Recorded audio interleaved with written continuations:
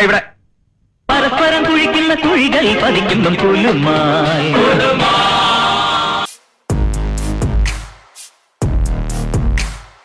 നമസ്കാരം.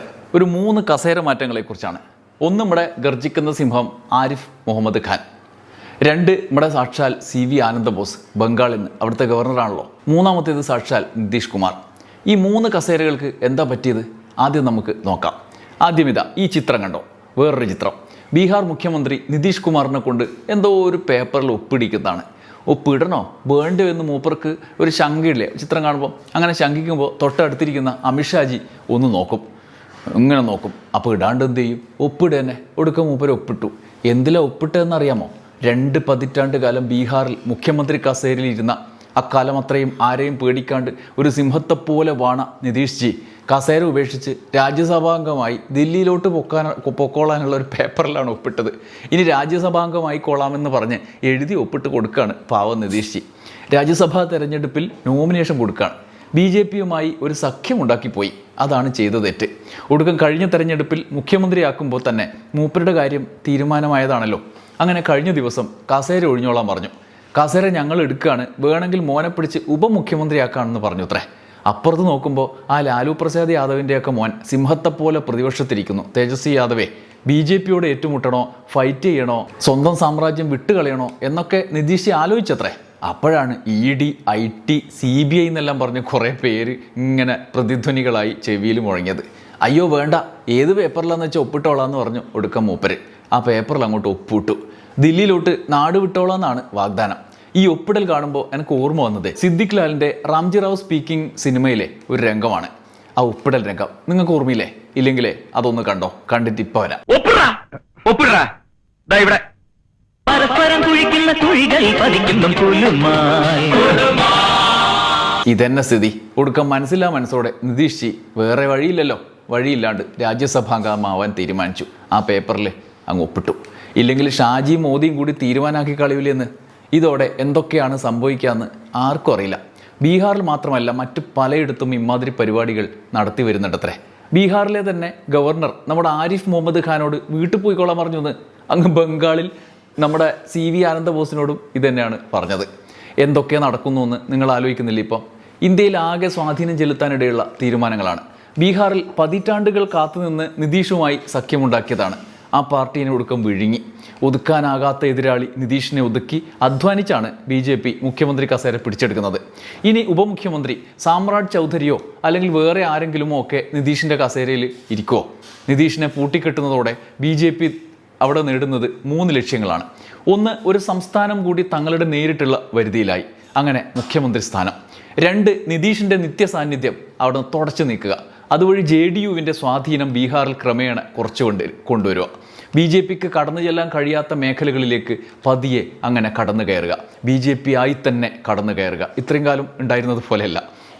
നിതീഷ് രാജ്യസഭയിലേക്ക് പോകുന്നതോടെ ബീഹാർ രാഷ്ട്രീയത്തിൽ മൂപ്പർ അപ്രസക്തനാകും.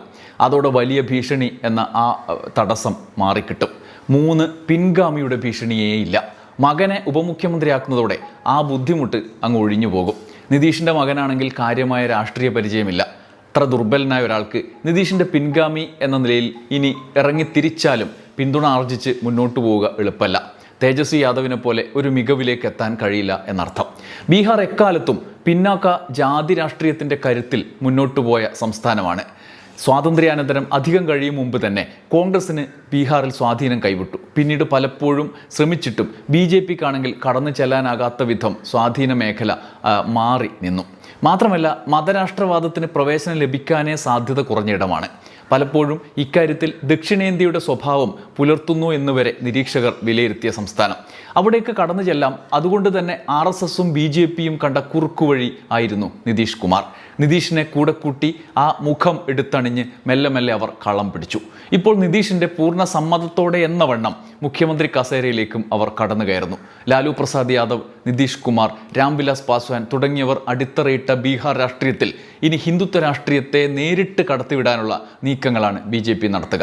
നിതീഷിനെ ഭീഷണിപ്പെടുത്തി BJP ദില്ലിയിലേക്ക് അയക്കുകയാണ് എന്ന വാദമാണ് പ്രതിപക്ഷത്തിൻ്റേത്.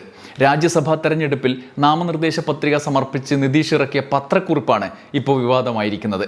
പാർലമെന്ററി യാത്രയുടെ തുടക്കം മുതൽ സംസ്ഥാനത്തെയും പാർലമെന്റിലെയും 2 നിയമനിർമ്മാണ സഭകളിലെയും അങ്ങനെ 4 നിയമനിർമ്മാണ സഭകളിൽ അംഗമായിരിക്കണമെന്ന ആഗ്രഹം സഫലമാക്കുകയാണ് എന്നായിരുന്നു നിതീഷിൻ്റെ സന്ദേശം, ഈ വിട വാങ്ങിക്കൊണ്ടുള്ള സന്ദേശം.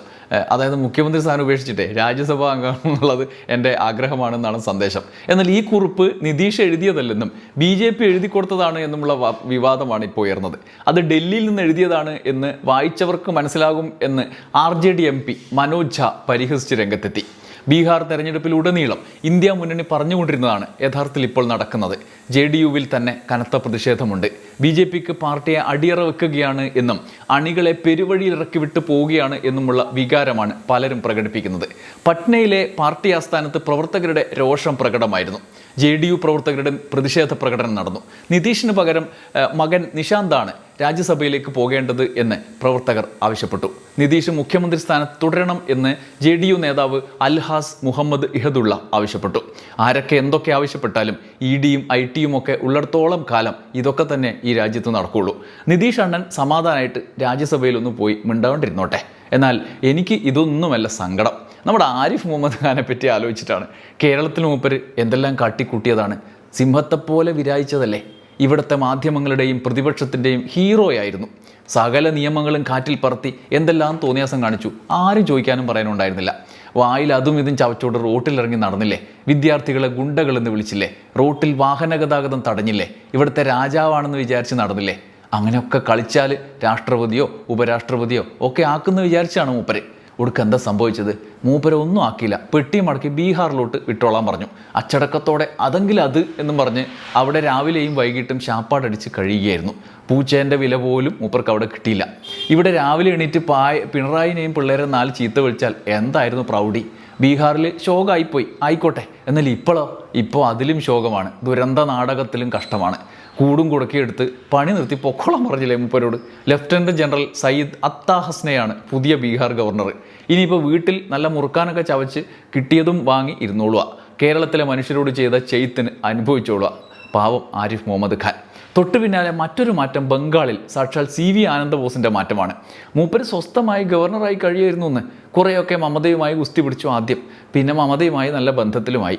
അവിടുത്തെ കോൺഗ്രസ്സുകാർ കേരളത്തിൽ പറയുന്നത് പോലെ BJP-യുമായി ധാരണ എന്നൊക്കെ മമതയെക്കുറിച്ച് വാദിക്കും. പക്ഷേ ആനന്ദബോസിന് യുദ്ധത്തിന് പറ്റണ്ടേ. മൂപ്പർക്ക് മേലെന്ന് പറയുന്നുണ്ട്, കൊട് അടി കൊട് പിടി എന്നൊക്കെ പറയുന്നുണ്ട്. പക്ഷേ മമതയോട് ഗുസ്തി പിടിക്കാൻ ആർക്ക് പറ്റും? ഗുസ്തി പിടിക്കുമ്പോൾ ജഗ്ദീപ് ധൻഖറിനെ പോലെയെങ്കിലും മിനിമം വേണത്രേ. ആനന്ദബോസ് തീരെ പോരാന്നാണ് ഷാജി പറയുന്നത്. സ്റ്റാലിനോട് NR രവി എന്ന പോലെ ഒരു ഗുസ്തിയാണ് മൂപ്പരുടെ സ്വപ്നം. മൊത്തം അലമ്പാക്കുന്ന ഗുസ്തി. വേണ്ടി വന്നാൽ 10 ചീത്തെങ്കിലും വിളിക്കാൻ കൊള്ളണം. CV ആനന്ദബോസ് അതിനൊന്നും പോരാ. ഒരു പണി ഏൽപ്പിച്ചാൽ അങ്ങനെ ചെയ്യണ്ടേ. അതുകൊണ്ട് വീട്ടിലേക്ക് വിട്ടോ, ഇതൊന്നും പോരാ, രവിനെ അങ്ങോട്ട് വിടാമെന്ന് പറഞ്ഞു. രവിയാണെങ്കിൽ സ്റ്റാലിനോട് ഗുസ്തി പിടിച്ചിങ്ങനെ ഇരിക്കുകയായിരുന്നു. അങ്ങനെ ലഹരി പിടിച്ചിരിക്കുകയായിരുന്നു. സ്റ്റാലിനേക്കാളും മൂത്തതാണ് ബംഗാളിൽ. രവീൻ്റെ പൊടി പോലും അവിടെ കാണാൻ പോകുന്നില്ല. തൽക്കാലം സ്റ്റാലിൻ്റെ അടുത്ത് നമ്മുടെ രാജേന്ദ്ര അർലേക്കർ പോകുന്നുണ്ട്. ഇതൊക്കെ എവിടെ എത്തും നമുക്കറിയില്ല. നിയമസഭാ തെരഞ്ഞെടുപ്പ് വരില്ലേ. വേണ്ടി വന്നാൽ പലതും അട്ടിമറിക്കേണ്ടി വരും. ബംഗാളിനാണ് പ്രാമുഖ്യം. അവിടെ പിടിച്ചേ പറ്റുമെന്നാണത്രേ ഷാജിൻ്റെ സ്വപ്നം. കേരളത്തിലൊന്നും വലിയ കാര്യമില്ല. രാജീവ് ചന്ദ്രശേഖരനെ ജയിക്കുമെന്ന് പോലും അവർക്കറിയില്ല. തമിഴ്നാടും തഥൈവ. അതുകൊണ്ട് രവിനെ പിടിച്ച് അങ്ങോട്ട് വിട്ടു. രവിയാണെങ്കിൽ നല്ലൊരു എരേനെ കിട്ടാൻ കാത്തിരിക്കുകയായിരുന്നു.